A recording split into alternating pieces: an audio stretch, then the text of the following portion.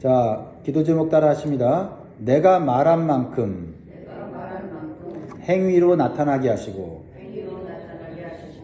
내가 믿는 만큼 삶으로 드러내어 복음을 전하게 하소서. 아멘. 우리의 행위와 삶이 예수 그리스도를 드러내고 하나님께 영광이 되는 삶이 되기를 주의 이름으로 축복합니다. 우리가 누군가를 정죄하고 판단할 때 그 정죄와 판단이 오히려 나에게 해당될 때가 있습니다. 그래서 예수님께서는 남을 비판하려고 할 때 먼저 자기 자신을 돌아보라고 말하고 있어요. 내가 지적하라는 죄, 내가 훈계하려고 하는 그러한 그 말이 나에게 해당될 수 있다라는 사실을 기억하라는 거죠. 그래서 누가복음 6장 42절에 보면 너는 내 눈 속에 있는 들보를 보지 못하면서 어찌하여 형제에게 말하기를 형제여 나로 내 눈 속에 있는 티를 빼게 하라 할 수 있느냐. 외식하는 자여 먼저 내 눈에서 들보를 빼라. 그 후에야 네가 밝히 보고 형제의 눈 속에 있는 티를 빼리라. 오늘 본문에서 유대인들은 예수님을 정죄하고 돌로 쳐서 죽이려고 합니다. 그 이유는 예수님께서 하나님의 아들이라고 말했기 때문입니다. 그래서 신성모독죄로 죽이려는 것입니다. 그러나 오히려 그들이 신성모독죄를 범하고 있었다라는 거예요. 왜냐하면 사람이 하나님이라고 하는 것도 신성모독죄가 되지만은 하나님이신데 하나님을 사람 취급하고 내리깎는 행위도 신성모독죄 아닙니까? 그래서 예수님이 정말 하나님의 아들이신 것이 사실로 드러난다면 그들은 정말 큰 죄를 짓고 있는 거죠. 그런데 유대인들은 자신이 알고 있는 지식의 수준에서 사람은 하나님이 될 수 없다고 단정짓고 하나님의 아들이다, 하나님이라고 말하는 예수님을 정죄하고 판단하는 죄를 짓고 있었다는 겁니다. 우리도 그러한 우를 범할 수 있다는 겁니다. 내가 알고 있는 지식의 수준에서 함부로 다른 사람을 정죄하거나 비판하는 것을 신중하고 조심해야 합니다. 특히 하나님이나 진리인 성경을 대할 때 함부로 단정짓거나 내 수준으로 끌어내리는 오만이나 오류를 범해서는 안 되는 거예요. 우리는 겸손한 자세로 하나님을 대하고 하나님 말씀을 대할 때 하나님의 임재를 경험하게 되고 진리의 말씀을 깨닫게 되는 은혜와 기쁨을 누리는 줄 믿습니다. 우리는 이제 잘 알고 있어요. 뭘 알고 있습니까? 예수님께서 사람의 몸으로 성육신하신 하나님이라는 거예요. 그러니까 예수님이 하나님의 아들이라고 말할 때 그건 신성모독죄가 아니라 진실이고 사실이고 진리라는 걸 우리는 알고 있습니다. 믿습니까? 그래서 예수님께서 이렇게 사람들에게 오해를 받고 죽음의 위협을 받으시면서 얼마나 우리 인간들을 사랑하셨는지를 깨닫게 해주는 거예요. 그렇죠? 우리 같으면 내가 만약에 하나님의 아들이고 정말 죄인들을 위해서 생명을 바쳐서 이 땅에 왔는데 사람들이 내가 하나님의 아들인 것을 안 믿고 오히려 핍박하고 죽이려고 하면 얼마나 마음이 상할 뿐만 아니라 분노가 일어나겠습니까? 그런데 놀랍고 감사한 것은 예수님께서 그 자리에서 신적인 권위와 권능으로 자신을 모함하는 자들을 심판하거나 해하지 않으셨다는 거예요. 오히려 온유하고 겸손한 모습으로 그들이 이해할 수 있도록 자세히 설명하고 계셨다라는 거예요. 이런 예수님의 모습에서 우리는 예수님의 온유 겸손한 모습을 발견하고 우리도 그러한 모습으로 사람들을 대해야 될 줄 믿습니다. 자, 예수님은 자신을 신성모독죄로 죽이려는 유대인들에게 이렇게 말씀하셨어요. 32절, 33절 같이 읽습니다. 시작. 예수께서 대답하시되 내가 아버지로 말미암아 여러 가지 선한 일로 너에게 보였거늘 그 중에 어떤 일로 나를 돌로 치려 하느냐. 유대인들이 대답하되 선한 일로 말미암아 우리가 너를 돌로 치려는 것이 아니라 신성모독으로 인함이니 네가 사람이 되어 자칭 하나님이라 함이로라. 지금 예수님이 나는 하나님과 하나고 하나님의 아들이라 그러니까 유대인들이 어떻게 사람이 하나님 될 수 있느냐 하면서 신성모독죄로 돌로 쳐 죽이려고 하는 그 순간에 예수님은 뭐라고 말씀하세요? 내가 하나님의 아들인 것을 말로만이 아니라 내 행위로 이미 보여주었다라고 말씀하고 계시다라는 겁니다. 왜냐하면 예수님은 하나님만이 하실 수 있는 기적과 표적을 많이 보여주셨어요. 그렇죠? 병든 자를 사랑하셔서 예수님께서 오는 자들을 다 고쳐줬습니다. 소경을 고치시고 죽을 병을 고치셨어요. 그리고 혼인잔치에서 물로 포도주로 만드신 기적을 일으켰죠. 여러분, 이건 창조주 하나님이 아니고서는 할 수가 없는 거잖아요. 또한 배고픈 자들에게 5병이어의 기적, 7병이어의 기적을 베풀어 주셨습니다. 이건요, 도저히 사람이 할 수 있는 일이 아니에요. 그 행위만 봐도 저분 하나님 아니야? 하나님의 아들 아니야? 라고 오히려 그렇게 생각을 해야 되는데, 예수님이 하신 말씀을 꼬투리 잡아서 그저 내가 알고 있는 지식으로 그냥 무조건 정죄하고 판단하는 이 어리석은 유대인의 모습을 우리는 닮아가서는 안 된다 이 말이에요. 우리는 모든 것을 판단하고 또 정죄하거나 비판하게 될 때는 매우 신중해야 한다. 그 죄를 내가 짓고 있다는 사실을 우리는 깨달아야 한다라는 것입니다. 유대인들은 마음의 찔림을 받았을 거예요. 그러나 그들의 마음은 너무나도 강팍해져 있었어요. 왜냐하면 오랫동안 그들이 알고 있는 성경 말씀과 그들의 삶이 분리되어 있었거든요. 그러니까 하나님 말씀대로 순종하며 살았다면 바로 예수님을 바로 알아차렸을 거예요. 왜냐하면 성경이 누구를 증거해요? 예수 그리스도를 증거하고 있으니까요. 그런데 그들은 율법인 하나님 말씀을 자신의 편리대로 해석하고 바꾸어서 스스로 잘 지킨다고 착각했습니다. 그리고 하나님의 율법을 사람의 수준으로 끌어내려서 만든 전통이나 유전을 하나님 말씀보다 더 열심히 지켰다 이 말이에요. 그러니까 하나님 말씀을 지킨다고 했지만 사실은 하나님 말씀이 아닌 자신들이 만든, 인간들이 만든 전통과 그런 규칙을 하나님 말씀으로 착각하고 사니까 어떻게 해요? 성경을 통해서 변화되어야 될 삶은 안 나타나고 이기적이고 외식적인 모습이 드러났다. 겉으로는 경건한 모습, 겉으로는 거룩한 모습, 겉으로는 기도하는 것 같고, 겉으로는 말씀을 많이 알고 사람들한테 가르치는 것 같지만 사실은 삶은 그 말씀에서 점점점 멀어져 있다는 것을 자기만 모르는 거예요. 우리도 그런 모습을 보여줄 수 있다는 거죠.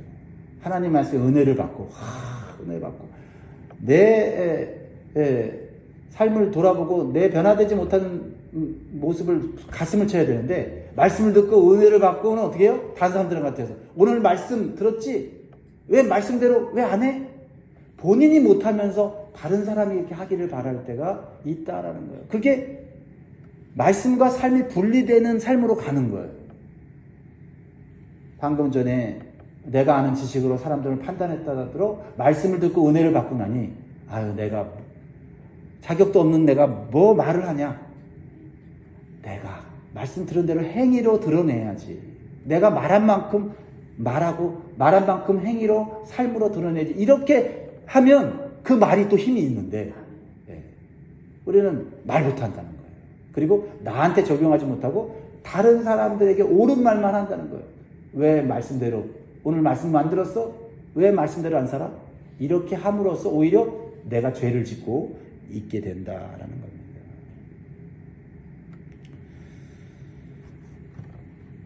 그들은요, 하나님의 말씀을 먼저 받았잖아요. 그렇죠? 어느 민족보다 먼저 받았고 먼저 그 말씀을 배웠어요.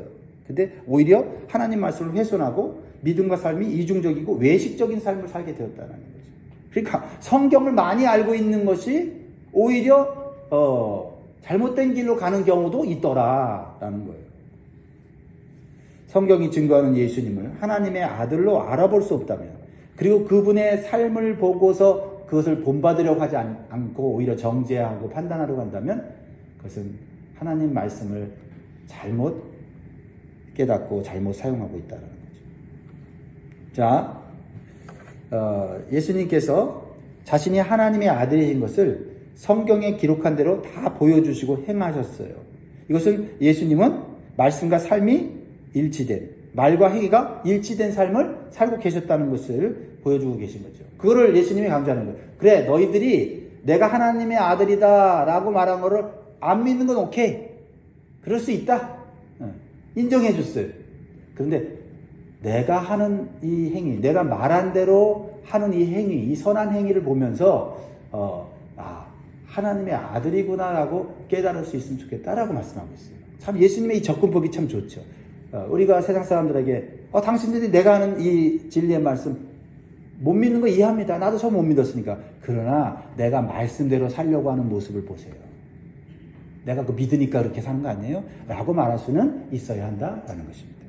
37절 38절 시작.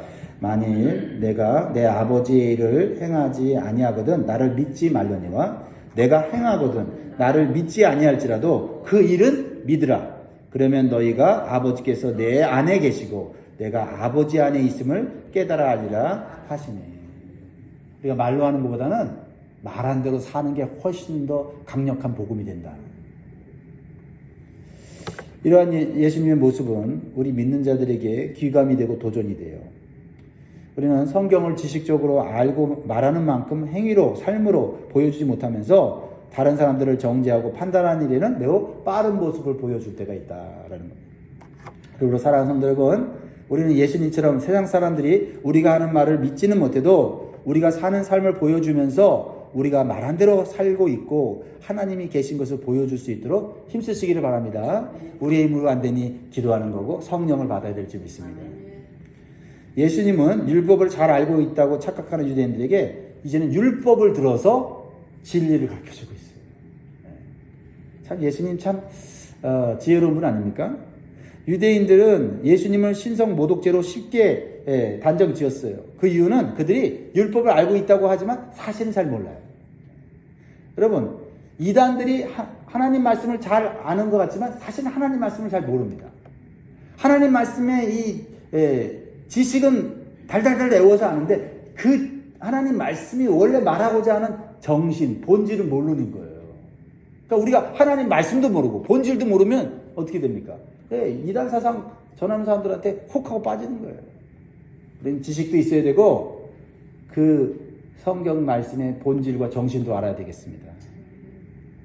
예수님은 시편에 나오는 말씀을 들어서 사람이 신처럼 될 수 있다는 것을 말씀하세요. 자, 34절 35절 보세요. 예수께서 이르시되 너희 율법에 기록된 바 내가 너희를 신이라 하였노라 하지 아니하였느냐. 성경은 폐하지 못하나니 하나님의 말씀을 받은 사람들을 신이라 하셨거든. 참 예수님 참 자신을 돌로 쳐 죽이려고 하는 그 위험한 순간에도 감정적으로 격해지지 않고 참 차분하게 성경 좀 펴봐. 그게 가능합니까? 막 지금 돌로 쳐 죽이려고 하고 나를 모함하고 억울한 상황인데 성경을 좀 펴서 너희들이 성경을 진리라고 여기니까 그렇죠? 율법을 가지고 예수님을 정죄하니까 그래? 그러면 율법이 뭐라고 하는지 볼까? 이야 참 예수님 모습 본받아야 되겠다. 그래서 예수님이 율법에 기록된 바 하신 말씀은 구약성경 시편 82편 6절에 나오는 말씀인데 이렇게 써 있어요. 내가 말하기를 너희는 신들이며 다 지존자의 아들들이라 하였으나. 자, 이게 무슨 말이냐면 좀 해석하자면 하나님께서는 인간을 신처럼 만들 수 있는 능력이 하나님이시다. 그래서 구약 성경에서 선지자나 제사장 그리고 왕의 기름을 부어서 신적 권위와 권능을 주셔서 하나님의 대리자로서 역할을 하게 하셨잖아요. 그러니까 하나님의 능력을 받은 사람들이 마치 하나님처럼 대우를 받았잖아요. 그죠? 그러니까 하나님은 그렇게 하실 수 있는 분이라는 거예요. 그 대표적인 예가 그 부족한 모세를 하나님께서 세우셔서 하나님의 권능을 부어주시니까 그 강팍한 이 애굽의 바로왕 앞에서 하나님처럼 역할을 하게 하셨잖아요. 그러니까 눈에 보이지 않는 하나님이 눈에 보이는 하나님인 것처럼 하나님이 모세를 통해서 들어 쓰신 거예요. 그러니까 예수님은 이런 성경 말씀에 기초를 해서 하나님께서 자신을 하나님의 아들로 거룩하게 해서 이 땅에 보낼 수 있는 능력이 하나님께 있지 않느냐는 거예요. 자신들이 가진 성경 지식 가지고 사람이 어떻게 하나님이 돼? 라고 단정 짓고는 편견을 갖고 있으니 진짜 하나님의 아들이 왔는데 못 알아보는 거예요. 무슨 말인지 이해가 되시죠? 그래서 36절 이렇게 말하는 거예요. 예수님이. 논리적으로도 말씀하시죠. 그렇죠? 논리적으로도. 하물며 아버지께서 거룩하게 하사 세상에 보내신 자가 나는 하나님의 아들이라 하는 것으로 너희가 어찌 신성 모독이라 하느냐. 그러니까 예수님이 논리적으로 말하면서 오히려 그들의 논리를 오히려 거꾸로 모순이 있다고 말하는 거죠. 그렇죠? 너희들이 내가 하나님의 아들이라고 하는 것을 신성 모독죄로 했는데 내가 하나님의 능력으로 이 땅에 사람의 모양으로 왔는데 그것을 믿지 못하면 오히려 하나님의 능력을 모독하는 신성 모독죄를 누가 짓는 거예요? 유대인들이 짓고 있다. 우리가요 사실 제대로 깨닫지 못하고 제대로 알지 못하면요 상대방이 그냥 반대하고 상대방이 나한테 반박을 하면요 무조건 화를 내요. 답답해갖고 그냥 거친 말을 내뱉는다고. 왜요? 우리가 지혜가 없어서 그래요. 상대방이 하는 말이 틀렸고 상대방이 하는 말이 어처구니가 없으면 그 어처구니 없는 그 말을 논리적으로 반박할 수 있는 지혜가 있어야 돼. 그러면 상대방이 부끄러워지는 거고 나는 싸우지 않고 논쟁하지 않고도 그 상황을 잘 이겨낼 수 있는 거 아닙니까? 사실 우리가 모르기 때문에 그냥 모함받고 비판받으면 바로 화를 내는 거예요.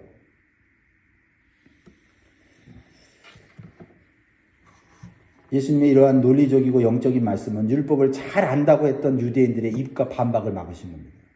우리는 여기서 예수님을 통해 배울 수 있는 것은 우리 믿는 성도들이 세상 사람들이 성경인 진리를 함부로 비판할 때 기죽거나 감정적으로 대해서는 안 돼요. 우리는 진리의 말씀을 잘 연구하고 배워서 지혜롭고 가능한 한 논리적으로 전할 수 있어야 합니다. 그럴 때 우리는 적어도 세상 사람들의 이성적인 논리나 반박에 무릎 꿇지 않게 되고요. 우리의 신앙을 지킬 수 있고 진리의 말씀에 올바로 서 있게 되는 거예요. 예수 믿는 사람들은 그냥 독선적이고 배타적이고 자기가 믿는 진리와 다르면 무조건 무섭게 공격한다? 이런 인식을 줘서는 안 돼요. 그들이 틀렸는데요. 그들이 진리가 아닌 비진리 말하고 있다면 우리가 적어도 내가 진리 위에 섰다고 하는 것을 당당하게 말할 수 있어야 되고 감정적으로 말하는 것이 아니라 이성적으로 논리적으로 가능한 말을 해서 적어도 그들이 반박할 수 없게는 만들어야 된다. 그래서 내가 진리와 타협하고 진리가 아닌 것에 무릎 꿇는 일은 이 세상에서 있어서는 안 될 것입니다. 이 예수님은 자신을 돌려 치려는 자들에게 더 이상 논쟁에 휘말릴 필요가 없다는 걸 느꼈어요. 너무 강팍했기 때문에 그 자리를 피하여 요단강 건너편으로 가십니다. 진리를 전해도 믿지 않는 자들은 스스로 심판과 멸망을 자초한다는 것을 보여주는 거죠.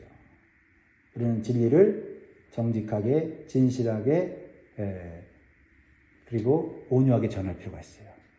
싸울 필요 없습니다. 더 이상 통하지 않을 때는 그 자리를 피하는 것이죠.